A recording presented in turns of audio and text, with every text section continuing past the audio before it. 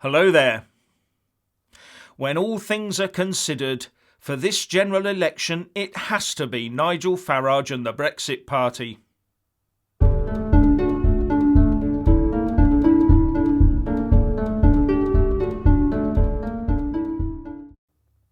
Hearing me say that if you truly believe in the UK and Brexit, then you should vote for your Brexit Party candidate, will have many Brexiteers jumping up and down, shouting that it will split the Brexit vote, lead to remaining in the EU, and let Jeremy Corbyn and his hard-left Labour Party into power. And my reply would be that why should I feel forced to vote for a potential Brexit in name only, something I definitely don't want? For a start, a vote for the Brexit Party is not just a vote for Brexit. It is also a vote for complete political change. It is a vote for a real drain of the swamp. It is a vote to change politics for good. For the last 4 or 5 decades, those with the political and financial power in the UK have tried to split the ordinary person on the street away from their own country. They have used every trick in the book to try and belittle the UK by denigrating the people, their history, their heritage and their accomplishments. I mean, when waving your own country's flag in your own country becomes some sort of cultural offence, you know there are some vile people at the top, don't you? And this has all come about at the hands of 3 main players: the Conservative Party, the Labour Party and the Liberal Democrat Party. They've been the ones leading the pro-EU charge. They've been the ones appointing pro-EU peers into the House of Lords. It's their party associations that have selected all those pro-EU MP candidates to vote through all those EU laws. They've also overseen the civil service as its prime aim became to look after the needs of the EU over the needs of those being taxed and living in the UK. Then there's those judges they appoint. And without voting for a fresh party, the general election will only change a proportion of those occupying the green benches, and it will do nothing to change anything in the Lords or the civil service or the judiciary.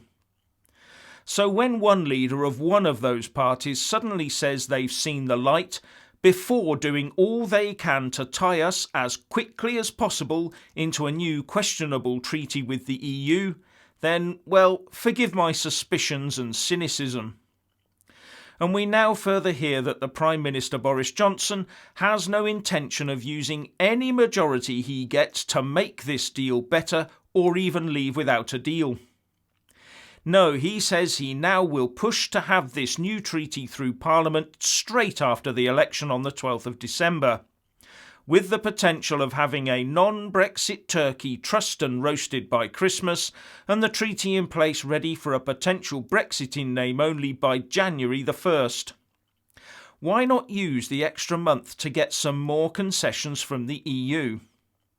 But then comes the negotiations for a free trade deal under the guidance of the political declaration, and that's where the EU will commence its operations to reel the UK back in, and our establishment will be more than happy to comply. So my message is, if you want real change in our politics as well as Brexit, then vote for the new kids on the block. Vote Brexit Party. But the current trend is against that, with the latest YouGov Westminster voting intentions polls showing that the Tories have increased their lead to 39%, Labour has managed to haul itself out of the doldrums to gain 6 points up to 27%, the Lib Dems are floundering a little and dropped back to 16%, but the Brexit Party has now dropped to just 7%. So please give them what help you can. It really could be just 39 days to save the country. And to give you an idea why we need the cleanest of clean breaks with the European Union, the New York Times has today run an expose on the EU Common Agricultural Policy, or the CAP as it's called, and it makes for alarming reading. The article called The Money Farmers, How Oligarchs and Populists Milk the EU for Millions, shows how some Europeans today have just replaced their old communist bloc masters with a new group of oligarch overlords. Here's a taste of what the piece says. Every year, the 28-country bloc pays out $65 billion in farm subsidies intended to support farmers around the continent and keep rural communities alive. But across Hungary and much of Central and Eastern Europe, the bulk goes to a connected and powerful few. The Prime Minister of the Czech Republic collected tens of millions of dollars in subsidies just last year. Subsidies of underwritten mafia-style land grabs in Slovakia and Bulgaria. The cap soaks up 40% of the EU expenditure, and according to the New York Times, is one of the biggest such subsidies in the world. And it goes on to explain how the purposefully opaque system of subsidies undermines the European Union's environmental goals and is warped by corruption and self-dealing. But those currently running it don't want to repair or reform the cap, because to do so would also mean upsetting the apple cart that benefits certain other interests in the European Union. In fact, says the report, the EU Commission is pushing to further devolve the authority to spend. Now that may sound good, more money, say, for member states, control taken away from the centre. But as the EU Court of Auditors observed in a recent opinion, this approach to cap that the EU Commission seems to want to continue with has no clear EU-wide plan or performance-based indicators to ensure that any money allocated under cap would lead to determinable outcomes. And it says, given that the largest part of the cap budget would continue to finance direct payments to farmers, the absence of a requirement for member states to compile reliable and comparable statistics on disposable farm income is noteworthy. And when talking about the use of direct payments based on a given amount of hectares of land owned or used, the Court of Auditors said, this instrument is not appropriate for addressing many environmental and climate concerns, nor is it the most efficient way of supporting viable farm income. And the Court of Auditors also said, the Commission would, under the proposal, receive neither control statistics from paying agencies nor assurance on payments to individual farmers from certification bodies. Now, call me cynical, but that's fertile ground for at best the lax spending of public money and at worst outright corruption. And guess what? The New York Times says it allows certain big players to use the money as a system of patronage and corruption.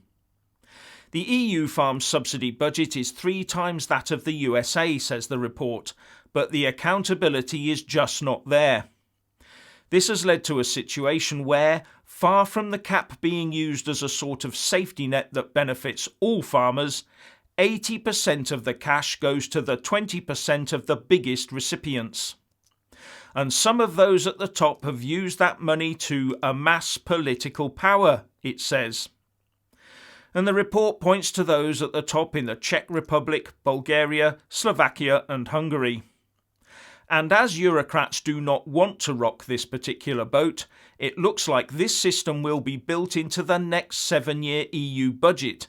And if the Remainers were able to get their way, we would be straight back in and funding this whole corrupt system. And further, if we end up having to enter into a post-Brexit trade treaty where we have to abide by EU standards on a level playing field, it sounds like we'll just be helping prolong this drain on the long-suffering UK taxpayer. Now, some Brexiteers like what they hear about some of the leaders of these aforementioned countries. But forget them, look at the system, its laxity and the potential for corruption. No, as far as I'm concerned, it's a clean break first, then sort out a deal that properly benefits the UK. Anyway, what do you think? Please share and comment, and thank you for watching. Please do like and share this video, and also subscribe to my channel. And when subscribing, please do remember to press on the little bell next to the subscribe button. That way you'll get an alert every single time I put up a new video. And thank you very much for watching.